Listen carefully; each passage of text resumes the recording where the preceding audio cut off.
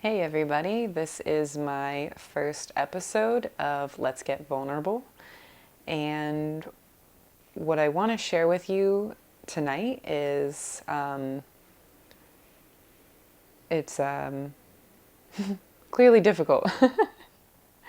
Clearly difficult finding the words on how to explain this too. So, about a month ago, I recorded this, what I'm about to tell you, and I discovered that I wasn't ready to share it yet. And in the video, I was talking about forgiveness, and I realized how very far away from forgiveness of this person I actually was. So, what I learned is that I still have a lot of anger towards it, towards the whole situation. And it was very eye-opening for me to record that and then watch myself talking about it, because while I was recording it, I wasn't very much aware of how angry I was. And then going back and watching it, I definitely realized it. And I had someone else watch it too for me, and he very much pointed it out and that it was pretty obvious that I was angry about a situation. So I'm trying now to record this without the anger part of it.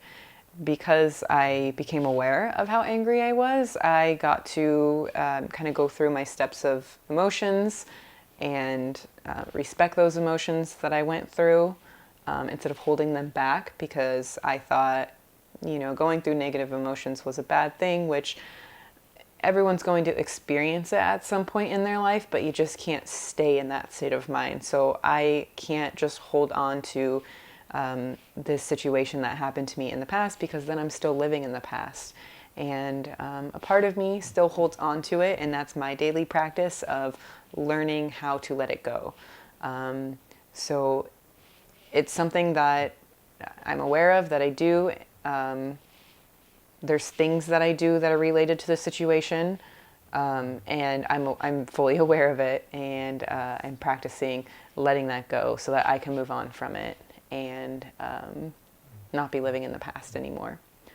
So I wrote it in my journal a while back, June 10th, 2015. Last night was one of the most scary nights of my life.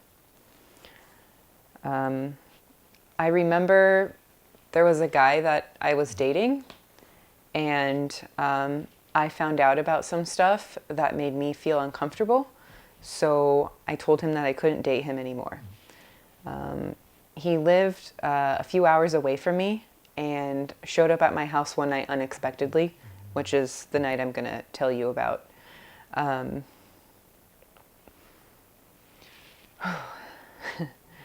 He showed up, and it was probably 10:30 at night when he showed up. And it was unexpected. I didn't know he was going to be there. And he called me and said that he was in the same town that I lived in and that he wanted to meet up. And this was about a week after I told him to stop contacting me. So he came to my house, and I met him outside, and I was just really uncomfortable going out there. So I texted a friend and just let that friend know, that he was at my house. When I went outside, he was basically coming back to, ask if I wanted to be with him again.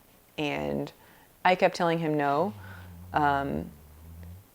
When I first walked out there and he looked at me, he had just this crazy look in his eyes. I don't know how to explain it. I've never seen it in a person before, but it was very intense. And it scared me. There was one point where he came and hugged me, and I was just so weak from the past couple of days, from, telling him to stop contacting me. I wasn't eating, and it was causing me a lot of anxiety, and I just broke down crying.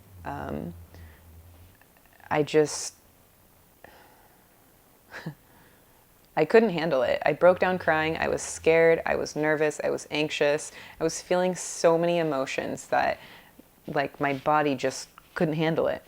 So We talked for a while outside, and it started to get cold, and I also started to get really uncomfortable by it, and it wasn't a conversation that I could have said, can you just leave? I lived in a really industrial area with I didn't have any neighbors around. So, I mean, I was out there completely by myself. I didn't have anyone around to be there and make sure that I was safe. And I didn't feel safe at all. So I invited him back into my house, and I think a part of me did that because I lived with 6 big dogs at the time. So I felt like I was going to be safer inside of my house. He ended up getting pretty angry because I just kept telling him no, I didn't want to be with him in a very like calm way.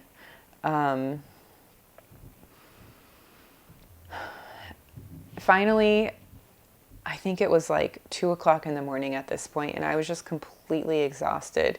He picked up his keys and his phone, and he was pretty angry at that point, and he walked out my front door. I had gravel in my yard, so I can hear him walking away, and I had 2 gates. So as soon as he got past the first gate, I got up right away, and I just started locking all of my doors and windows in my house. I grabbed my phone, and I just kind of sat there for a couple minutes to see what was going to happen. I didn't really know what to expect. So 15 minutes went by, and he called me on the phone, and I answered, and he was just like yelling and screaming through the phone, saying, if this is the last time I'm going to see you again, then I'm coming in, meaning into my house again. And I told him that he was scaring me and making me really uncomfortable, and he was in such a rage. He wasn't even listening to what I was trying to say to him on the phone. So I heard him come back through my yard and through all of my gates, and he was pounding on my door, and at that point all of my dogs were going crazy. They were barking, growling, they were right up at the door. So at that point, I grabbed my phone, I took 2 of the dogs to separate them into the room with me, and then all of the others were left out in the living room because my thoughts were, well, if he breaks through that door right now, he at least has to get through 2 layers of dogs, one from the living room and then the ones that were in the room with me. At that point, I went into my room with my phone and I hid underneath my blankets because I thought if he walked around in my house and looked in my window that he could see the light from my phone. So I started texting my friends because I didn't want to be an inconvenience to anybody at like 3 o'clock in the morning. But I was so scared, and I started texting them like, hey, are you awake? I can laugh about it now because I know it's so ridiculous that I sat there and like texted them like, hey, comma, are you awake? Question mark. Like so casual when this chaos was going on around me. But I don't know, I didn't want to be an inconvenience to anybody at the time. So laugh about it now, but it wasn't really that funny then. So I was hiding underneath my blankets, texting a couple of my friends, and the thought process behind, hey, are you awake, was to let them know what I thought when he was going back to his car was he would always have a gun with him everywhere he traveled. It would always be in his car, or if he would come to my house, he would always bring one with him. And I thought he was going back to his car to get his gun so that he could shoot me.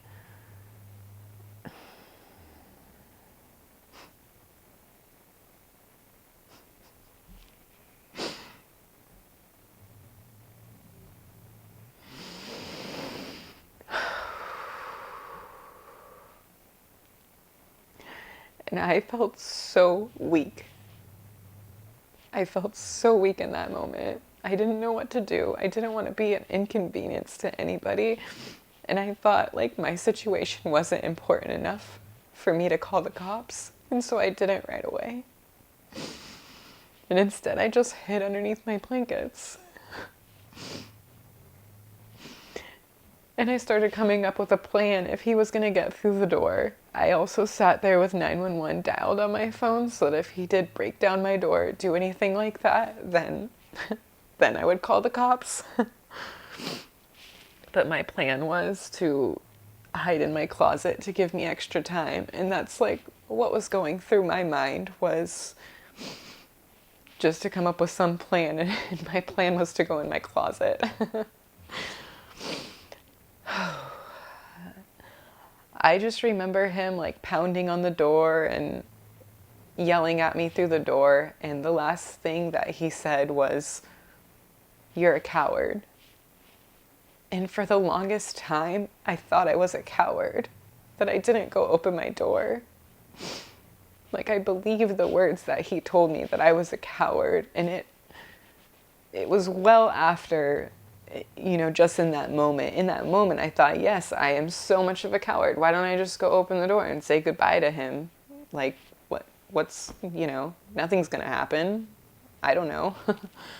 So I was even debating it in my mind at the time, thinking that I was a coward and I should just go open the door. And thank God I did not open that door, because I really don't think that it would have been anything good had I done that.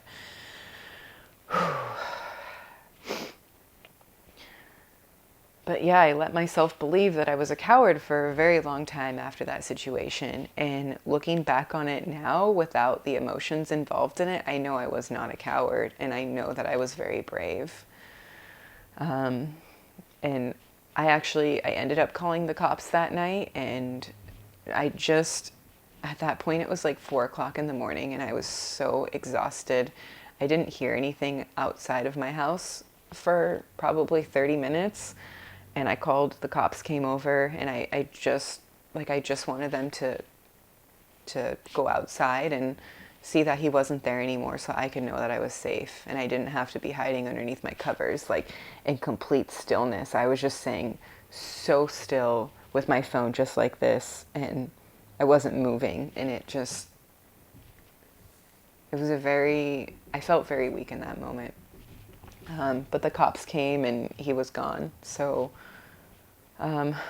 yeah. Looking back at it now, I know that I'm not a coward, and I know that it took a lot of strength for me to follow my own intuition and not opening the door. And that's a very important thing that I'm learning to do right now, is just to follow my intuition and not think that, I thought, oh, he's, going to think so badly of me if I don't just do what he says. So for everyone out there, if they go through something like this, follow your intuition. If you feel weird about a situation or about a person, follow that, listen to it, because I had moments of that months before this situation even happened, and I just ignored it. I ignored it probably because it was like a fun relationship for me to be in, and it wasn't. It was a very unhealthy relationship. So if I can leave you with advice, it would be to follow your intuition. Thank you all for listening.